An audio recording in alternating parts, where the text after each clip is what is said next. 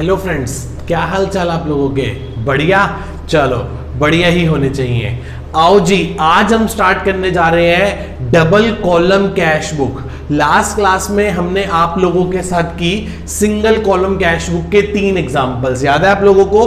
First class में single column का concept सीखा था, फिर हमने 3 क्वेश्चंस करे थे सिंगल कॉलम के, और कुछ क्वेश्चन मैंने आपको होमवर्क में दिए थे। याद है? बच्चे कह रहे हैं याद है सर। कर लिए क्वेश्चंस? बच्चे कह रहे हैं कर लिए सर। ठीक है जी, आओ आज हम शुरू करने जा रहे हैं double column cash book. Sir ये तो बहुत बड़ा है। मैंने कहा नहीं बेटे नहीं, ये बड़ा नहीं है, मैंने सिर्फ 2 लेजर्स को मर्ज कर दिया। याद करो, T shape of accounting ledgers में मैंने आपको 2 अकाउंट बनाने सिखाए थे। याद है लेजर्स में क्या सिखाया था? Cash account, bank account. अब मैंने उस कैश अकाउंट और उस बैंक अकाउंट को मर्ज कर दिया। मैंने आज उसको कैश अकाउंट और बैंक अकाउंट को मर्ज कर दिया और मैंने ये अकाउंट बना लिया।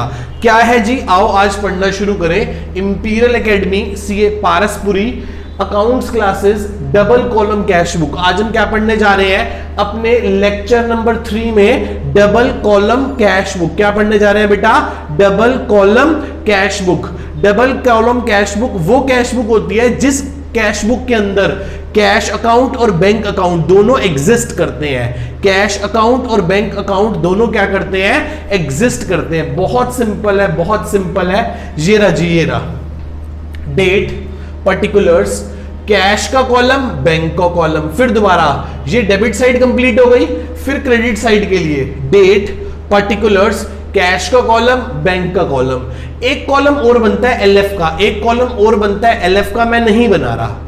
एक कॉलम और बनता है एलएफ का, मैं नहीं बना रहा, आप लोग बना लेना, कोई बहुत बड़ी चीज नहीं है। उसके अंदर कुछ भी नहीं आता, उसके अंदर कुछ भी नहीं आता। आओ जी शुरू करें करना। यदि पिछली बार से कैश आ रहा है तो टू बैलेंस बीडी, कैश में भी बैंक में भी, है ना? सही बात है ना? कैश बुक क्या है सर? कैश एक असेट है, बैंक क्या है? एक असेट है। उसके कैसे बैलेंस होंगे बेटा? उसके डेबिट बैलेंस होंगे। कैसे बैलेंस होंगे मेरे बेटा? डेबिट। तो डेबिट को डेबिट करोगे तो बढ़ जाएगा, डेबिट को क्रेडिट करोगे तो कम हो जाएगा। डेबिट को डेबिट करोगे तो बढ़ जाएगा, डेबिट को क्रेडिट करोगे तो क्या हो जाएगा बेटा? कम हो जाएगा। इतनी बात आपको समझ में आती है सभी बच्चों को? बच्चे कह रहे हैं यस सर। देखो बेटा, हम लोग एक बिजनेसमैन का अकाउंट बना रहे हैं। हम लोग एक बिजनेसमैन का अकाउंट बना रहे हैं और इस बिजनेसमैन के अकाउंट में, इस बिजनेसमैन के अकाउंट जो होता है ना, वो एक करंट अकाउंट होता है। कौन सा अकाउंट होता है बेटा? करंट अकाउंट बोलते हैं, सीसी लिमिट बोलते हैं, ओडी अकाउंट बोलते हैं। क्या बोलते हैं? Overdrawn account. देखो बेटा, मैं आपको बेसिकली बताता हूं, शायद मुझे याद नहीं कि मैंने आपको पहले बताया कि नहीं बताया। बैंक अकाउंट 4 प्रकार के होते हैं। पहला सेविंग, मम्मी का। करंट अकाउंट जिसे ओडीबी बोलते हैं, पापा का। RD recurring deposit, FD fixed deposit. Saving account mummy का, मम्मी पापा से क्या लेती है? हर महीने घर चलाने के लिए कुछ पैसे लेती है। फॉर एग्जाम्पल 40,000 30,000 कुछ भी एक्स अमाउंट लेती है। उसमें से क्या करती है? खर्चा करती है घर का, दाल सब्जी दूध चीनी ये सब सारा सामान, ग्रोसरी आइटम घर की आती हैं। बचे हुए पैसे को छुपा के रख देती है, एक अकाउंट में डाल देती हैं। मम्मी का सेविंग अकाउंट, मम्मी हर महीने पापा के दिए हुए पैसों में से बचत कर करके 2,000 4,000 5,000 10,000, किस दिन पापा मूड में होते हैं तो 2-4 5,000 वैसे ही बीच में ले लेती हैं। हंसने लग गया बच्चा, ठीक है? हाँ कह रहा मम्मी ऐसी करती है। हाँ सब बेटे, सबके घर में यही कॉमन टेंडेंसी है, ठीक है? तुम्हारे घर में नहीं, सबके घरों में, हमारे घरों में भी ऐसी होता है। वो पूछ रहा है सर आपकी वाइफ क्या लेती है? अभी तक तो कुछ नहीं ले रही बेटा, बाद में कह रही थी जब बच्चे बड़े हो जाएंगे फिर चार्ज करूंगी, अभी तो मैं सारे खर्चे खुद से ही कर देता हूँ, ठीक है? चलो मेरे घर की बात मत करो, आओ क्वेश्चन पे आओ। तो सॉरी कॉन्सेप्ट पे आओ। Bank account, saving. सेविंग का मतलब जिसमें आप पैसे डालते हो, कुछ कभी कभी जब आपको जरूरत होती है तो आप पैसे निकाल लेते हो। जैसे मम्मी पापा से छुप के आपको फोन ले देती है, मम्मी पापा से छुप के आपकी एक्स्ट्रा कोचिंग लगा देती है, तो उसके सबके पैसे कहां से आते हैं? वो सब मम्मी अपने सेविंग अकाउंट से दे देती है। सेविंग अकाउंट में ऐसा होता है कि आपको मिनिमम 1,000 2,000 या 5,000 रखने होते हैं। यदि आप उतने पैसे नहीं रखोगे तो आप पे चार्जेस लगेंगे, आपको पेनल्टी लगाई जाएगी। और इस अकाउंट में सिर्फ उतने ही पैसे निकाले जा सकते हैं जितने आपने अकाउंट में आज तक जमा करवाए हुए हैं। जितने जमा करवाए हैं सिर्फ उतने ही निकाल सकते हो, जमा कराने से ज्यादा पैसे विड्रॉ नहीं कर सकते। But on the other hand current account, overdraft account, CC account भी बोलते हैं ऐसे। करंट अकाउंट ये पापा का बैंक अकाउंट होता है, इसमें n नंबर ऑफ ट्रांजैक्शंस करने की छूट होती है। सेविंग अकाउंट में लिमिटेड नंबर ऑफ ट्रांजैक्शंस होती है, 2, 4, 5, 10 बस इतनी। पर इन करंट अकाउंट में, करंट अकाउंट के अंदर आप कितनी भी ट्रांजैक्शन कर सकते हो। करंट अकाउंट के अंदर आपकी महीने में हजारों ट्रांजैक्शंस भी हो सकती हैं। ऐसा हो सकता है कि बहुत सारे डेटर से चेक आ रहे हैं, बहुत सारी पार्टीज हमारे अकाउंट में पैसा डाल रही हैं और हम भी बहुत सारे चेक्स काट के किसको दिए चले जा रहे हैं, अपने सप्लायर्स को, क्रेडिटर्स को, वेंडर्स को। हम इन सब लोगों को चेक दिए चले जा रहे हैं, पैसा आ रहा है, जा रहा है, आ रहा है, जा रहा है, आ रहा है, जा रहा है, और बहुत ट्रांजैक्शन है। लगभग इसमें महीने में ना, depending upon the size of the business, एक अच्छे एवरेज बिजनेस में महीने में ही 1000 से 2000 ट्रांजैक्शन हो जाती है, और बहुत बड़े बिजनेस में तो एक दिन में ही 1000 से 1500 ट्रांजैक्शन हो जाती हैं। और मम्मी के अकाउंट में, मम्मी की पासबुक देखना, आप अपनी मम्मी की पासबुक देखना बेटा। मम्मी की पासबुक होती है छोटी सी, देखना 2020, 2019, 2018, 2017, 2016, 4-5 साल आपको एक ही पासबुक में मिल जाएंगे, जिसमें 10-12 पेज होते हैं सिर्फ। पर पापा की स्टेटमेंट निकलवा लेना।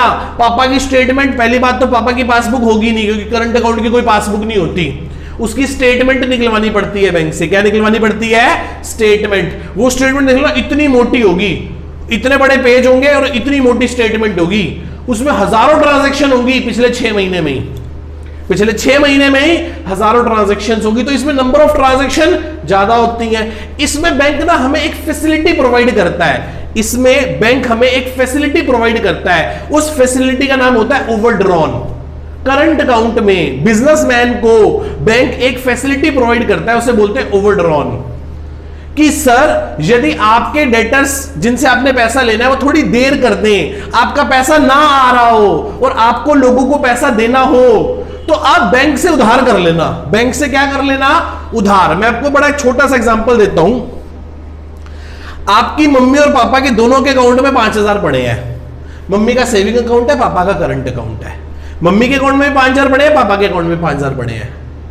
मम्मी के पास ओडी लिमिट नहीं है, पापा के पास ओडी लिमिट है। ओडी लिमिट मतलब ओवरड्रॉन लिमिट 1 लाख रुपए की। अब मम्मी और पापा दोनों ने ही 8-8 हजार रुपए का चेक काट दिया। मम्मी का चेक तो बाउंस हो जाएगा, क्योंकि अकाउंट में थे ही कितने?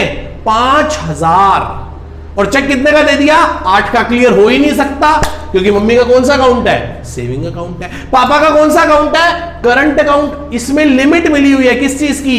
ओवरड्रॉन की, कि आप ओवर विड्रॉ कर सकते हो 1 लाख रुपए तक। पापा के अकाउंट में कितने पैसे पड़े थे? 5000। चेक कितने का काट दिया? 8000। चेक कितने का काट दिया मेरे बेटा? 8000 का चेक काट दिया। यदि आपने 8000 का चेक काट दिया तो बोलो क्या होगा? जल्दी बोलो बच्चों, जल्दी बोलो। सर कुछ नहीं होगा, पापा के अकाउंट में 3000 नेगेटिव दिखाई देंगे।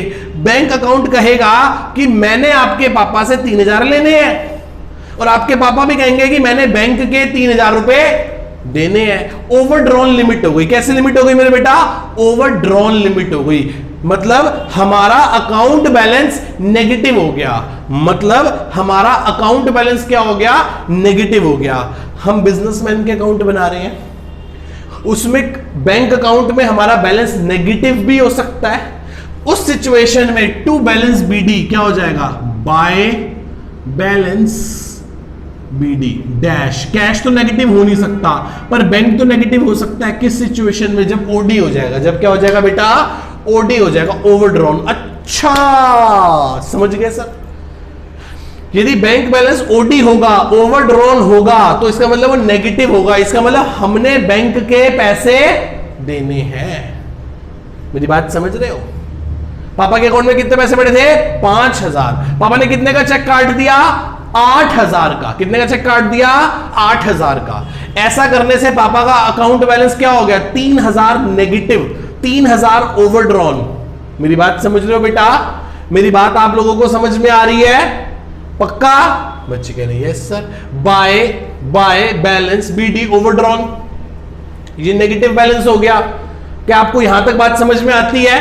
बच्चे कह रहे हैं यस सर। अच्छा, मैंने आपको सेविंग बता दिया, करंट अकाउंट बता दिया, एक होती है RD, recurring deposit. Recurring deposit, हर महीने या हर साल हम कुछ पैसे जमा करवाते रहते हैं।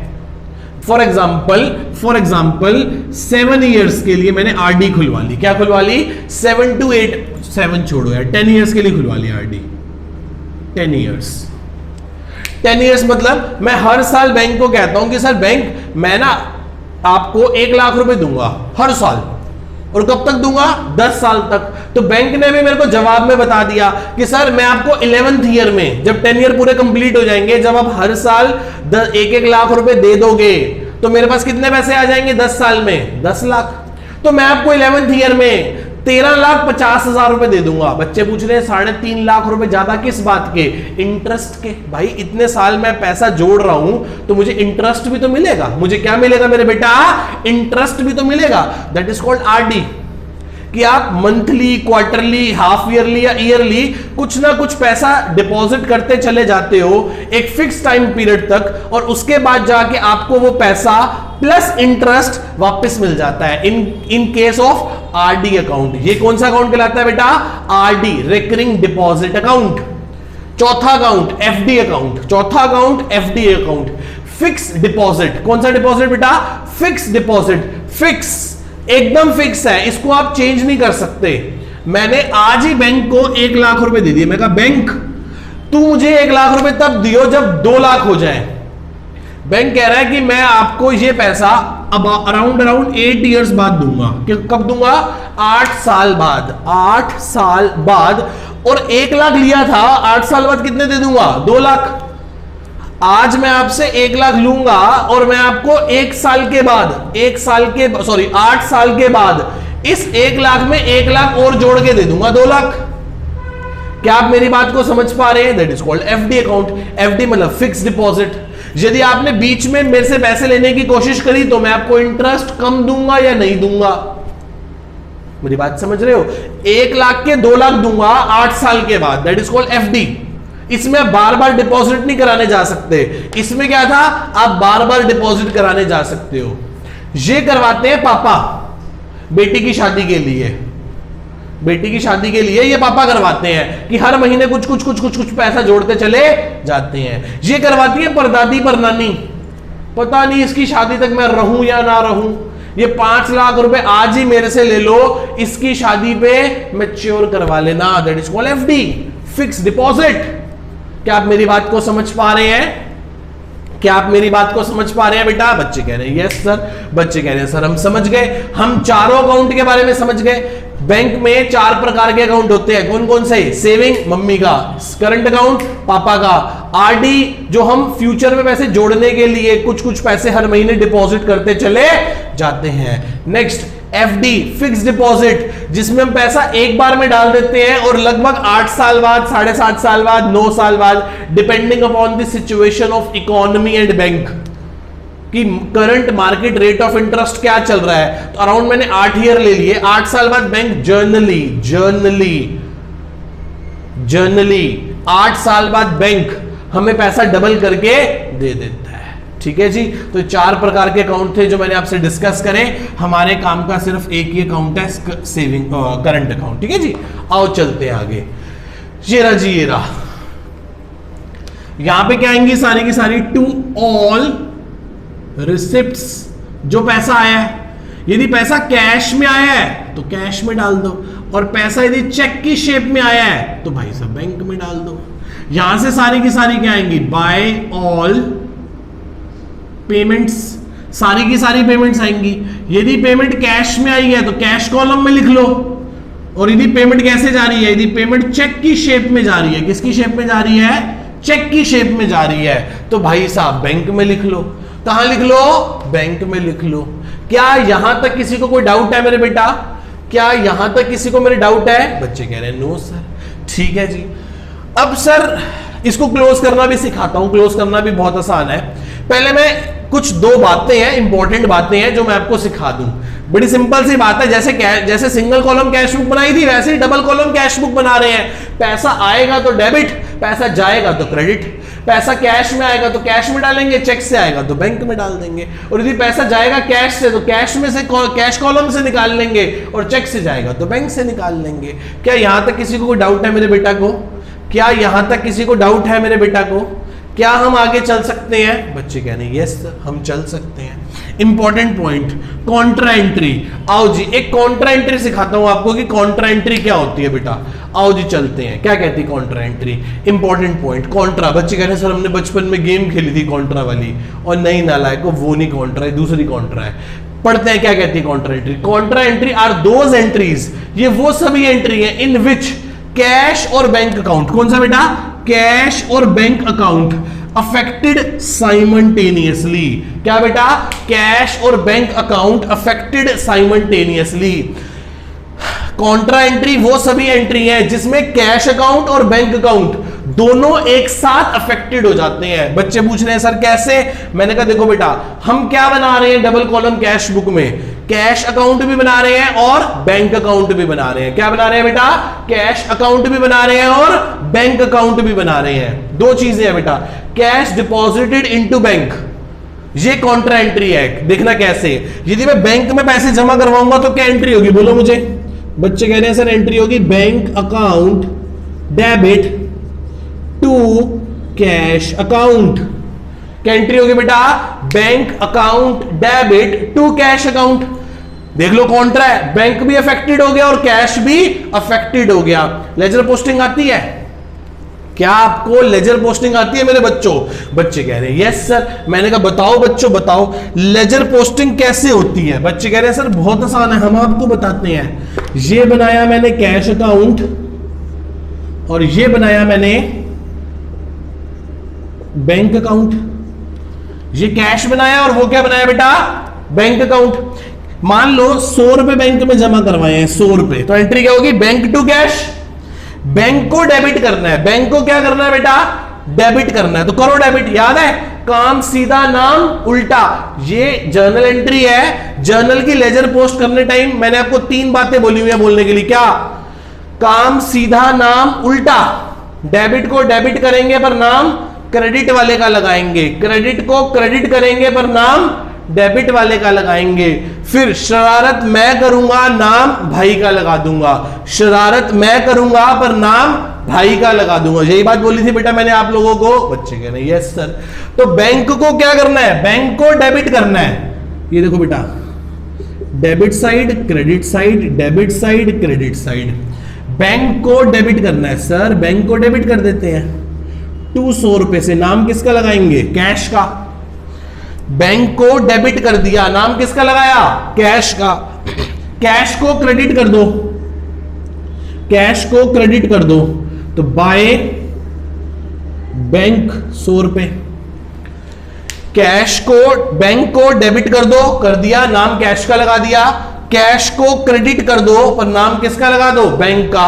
ये थे दो अलग अलग अकाउंट, कैश अलग बैंक अलग, कैश अलग बैंक अलग।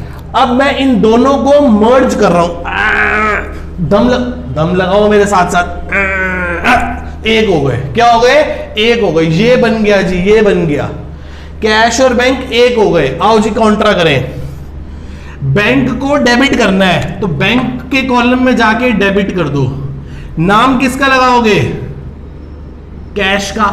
नाम किसका लगाओगे? कैश का। कैश को क्या करना है? क्रेडिट, तो बाय कैश को क्रेडिट कर दो। नाम किसका लगाओगे? बैंक का। और इसको बोलते हैं कॉन्ट्रा एंट्री। क्या बोलते हैं बेटा इसको? Contra entry. क्या बोलते हैं मेरे बेटा इसको? Contra entry. क्या आपको ये कॉन्ट्रा एंट्री समझ आई? क्या आपको ये कॉन्ट्रा एंट्री समझ आई? बैंक को डेबिट कर दिया, नाम किसका लगा दिया? कैश का।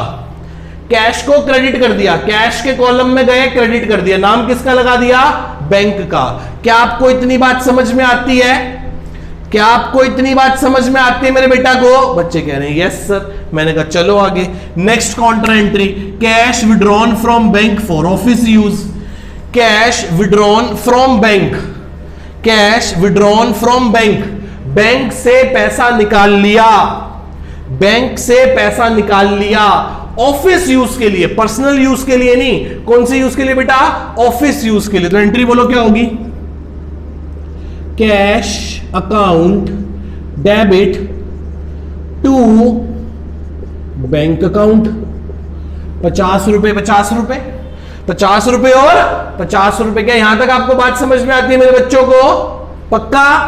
बच्चे कह रहे यस सर। कैश को क्या करना है? डेबिट, तो कैश को डेबिट कर दो 50 रुपए। नाम किसका लगाओगे? टू बैंक का। बैंक को क्या करना है? क्रेडिट, सर बैंक को क्रेडिट कर दो। नाम किसका लगा दो? बाय कैश का। ये भी क्या होती है बेटा? Contra entry. ये भी क्या है मेरे बेटा? Contra entry. ये दोनों कॉन्ट्रा एंट्री ध्यान से एक बार समझ लो, ये दोनों कॉन्ट्रा एंट्री एक बार ध्यान से समझ लो। एंट्री देख लो और उसका लेजर पोस्ट देख लो कि मैंने कैसे किया है। एक बार ध्यान से देख लो, फिर हम आगे चलते हैं। पक्का समझ आ गया? ठीक है जी, आगे चलते हैं। क्या कहता है? चेक बेटे यदि नहीं समझ आया तो आप इसे पॉज कर लो और ध्यान से एक बार समझ लो, रिवाइंड करके सुन लो। पर मैं अब आगे चल रहा हूं, ठीक है जी? चलो आओ। हाँ बेटे, हाँ सही कह रहा है। लाइव क्लास में हम वेट करते हैं बच्चे के लिए, 2 मिनट बाहर चले जाते हैं, 2 मिनट यहां वहां हो जाते हैं, 2 मिनट हट जाते हैं कि चल बेटे ध्यान से समझ ले एक बार। पर यहां पे आपके पास एक ऑप्शन है वीडियो को पॉज करके समझने का, ठीक है? चले, अब मैं ऐसे 10 मिनट वीडियो में आपके आगे खड़ा रहूंगा तो आप भी बोर होगे, ठीक है जी? चले, बच्चे कह रहे हैं चलो सर आओ जी। एक होता है बेटा हमें चेक मिलता है, आपको पता है हमारा एक डेटर हमें चेक देता है। जैसे आपने मुझे फीस का चेक दिया, चेक लेते ही ना मैं आपकी बात बीच में छोड़ के भागा भागा बैंक चला गया। मैं कहा बैंक जाता हूं, जरा जमा तो कराया हूं।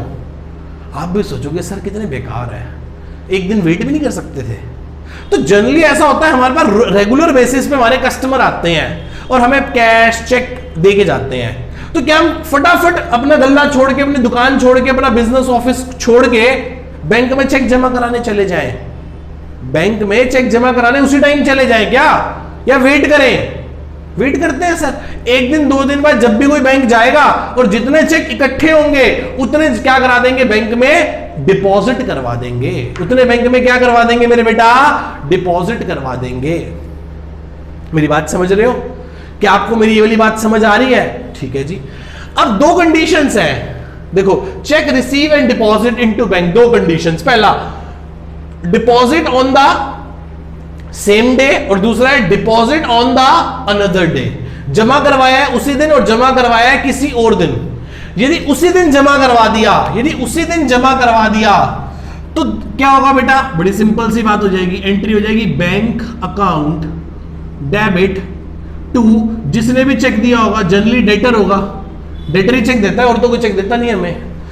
Bank account debit to debtor मान लेते हैं, हालांकि कोई इनकम रेंट इंटरेस्ट कुछ भी आ सकता है, बट जनरली हम मान लेते हैं बैंक टू डेटर सीधा, ठीक है? अब दूसरी चीज, आपने मुझे चेक दिया, मैंने चेक गल्ला खोला, गल्ले में डाल दिया, गल्ला खोला, गल्ले में चेक डाल दिया। मैं कहा कल देखेंगे यार, पर आज कोई ना कोई एंट्री तो करेंगे ना, क्योंकि चेक मिला है, क्योंकि चेक मिला है तो कोई ना कोई एंट्री तो आज जरूर करेंगे। देखो आपकी टीचर आपको क्या सिखाती है, वो कैसे करती है मुझे नहीं पता, पर मैं इसका बड़ा एक सिंपल सा वे आउट निकालता हूं।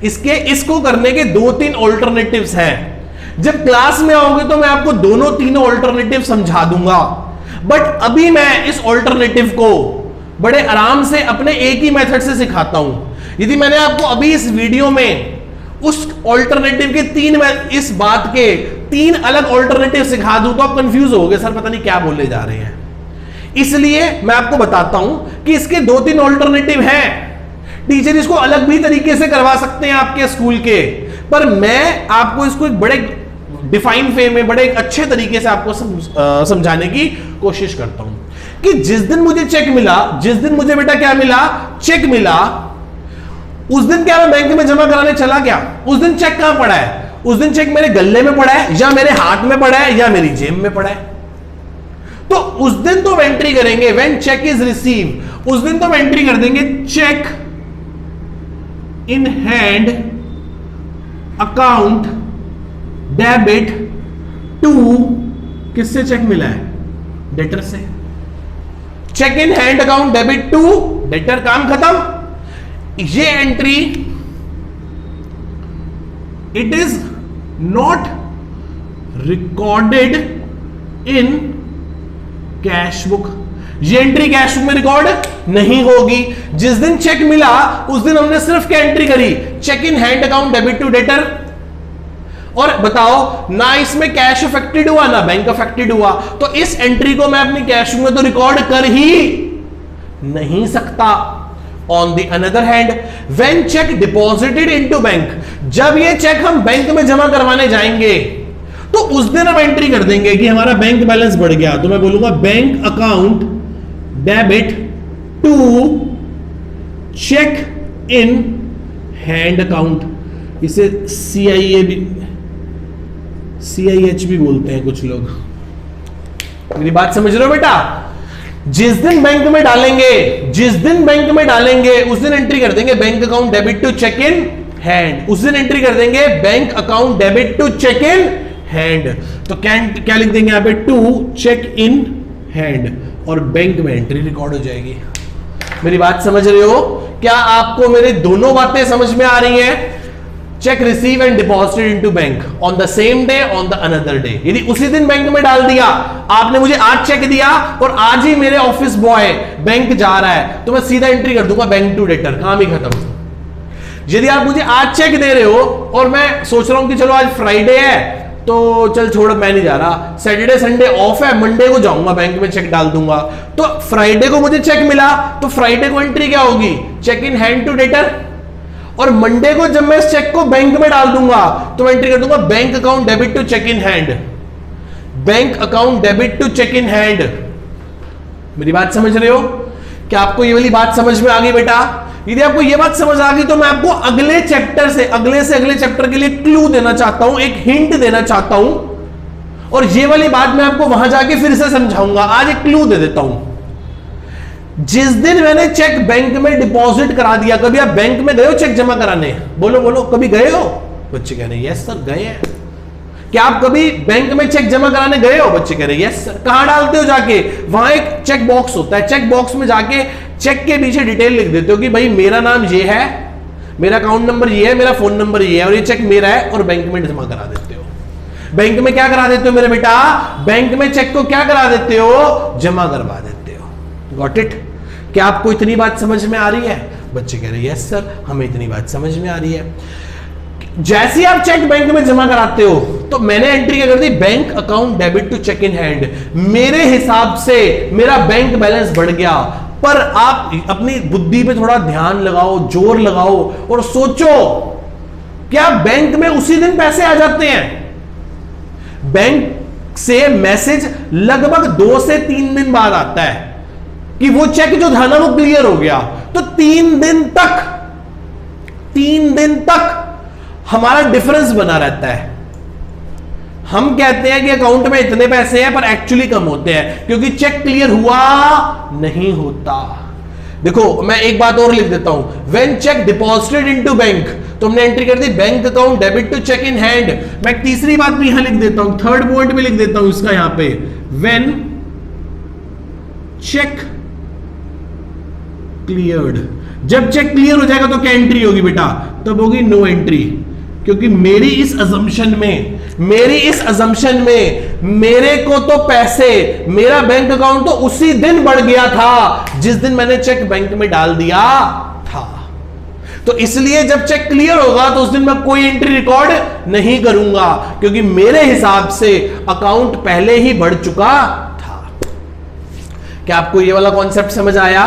पक्का मेरे बच्चों? क्या आपको यहां तक सारी बात क्लियर हो गई? बच्चे कह रहे हैं यस सर। मैंने कहा चलो आगे चलते हैं बेटा। 2A, when question is silent, जब क्वेश्चन क्या होगा बेटा? साइलेंट होगा। वी एज्यूम, हम ऐसा मान लेंगे कि check receive and deposit on the same day, check receive and deposit on the same day. ठीक है बेटा, यहां तक बात समझ में आती है? बच्चे कह रहे हैं यस सर। आगे चलते हैं। Check receive when if check receive on 14th June from Anil से चेक मिला 14 जून को और उस चेक को मैंने बैंक में जमा करवाया 18 जून को, तो उस केस में we apply the second approach. उस केस में ये वाली अप्रोच अप्लाई करेंगे। मान लो आपने क्वेश्चन पढ़ा, उसने कहा डेटर से एक चेक मिला है, और आगे आपने क्वेश्चन पढ़ लिया, आगे कोई इंफॉर्मेशन नहीं है, तो हम ये ज्यूम करेंगे कि चेक बैंक में उसी दिन जमा हो गया, चेक बैंक में उसी दिन जमा हो गया। यदि 14 फॉर एग्जांपल 14 को चेक मिला अनिल से और आगे 18, 19, 20 किसी डेट में लिखा हुआ है कि वो जो ऊपर अनिल से चेक मिला था वो बैंक में डिपॉजिट हो गया, तो उस केस में मान के चलेंगे कि ये वाली अप्रोच अप्लाई हो रही है। क्या आपको ये कॉन्सेप्ट समझ आ गया? क्या आपको डबल कॉलम कैश बुक समझ आ गई? बच्चे कह रहे हैं यस सर। क्या आपको कॉन्ट्रा एंट्री के बारे में समझ आ गया? बेटे एक कॉन्ट्रा एंट्री और होती है, when amount transfer from one bank account to the another bank account. इसके बारे में हम चर्चा नहीं करेंगे, ठीक है, क्योंकि हमारे पेपर में ये कभी नहीं आता, हमारे कंटेंट का पार्ट ये नहीं है। फिर भी किसी के स्कूल में कराया जाए तो मुझे बता दीजिएगा, मैं इस पे आपको अलग से क्लास में क्वेश्चंस करवा दूंगा, ठीक है बेटा। आओ जी, तो कॉन्ट्रा एंट्री समझ आ गई, ये समझ आ गया कि जब चेक मिलता है तो क्या करते हैं और जब चेक बैंक में जमा कराते हैं तो क्या करते हैं। इसकी अजम्पशंस क्या थी वो हमने पढ़ ली, ठीक है जी। बच्चे कह रहे हैं सर अब लास्ट काम रह गया कि इसको क्लोज करना सिखा दो। मैंने कहा नहीं यार, क्लोज करना नहीं सिखाऊंगा, क्लोज करना हम प्रैक्टिकली क्वेश्चंस में सीखेंगे, जब हम क्वेश्चन कर रहे होंगे हम तभी सीख लेंगे उसको, ठीक है बेटा, पक्का? बच्चे कह रहे हैं यस। ठीक है जी बेटा, tata bye bye, see you, love you all. Next class में मिलते हैं आप लोगों के साथ और कुछ प्रैक्टिकल क्वेश्चन करने शुरू कर देंगे। 3 से 4 क्लास लगाएंगे और 8 से 10 क्वेश्चन हम लगभग कोशिश करेंगे कि हम कवर अप कर लें, ठीक है? ठीक है जी, टाटा बाय बाय।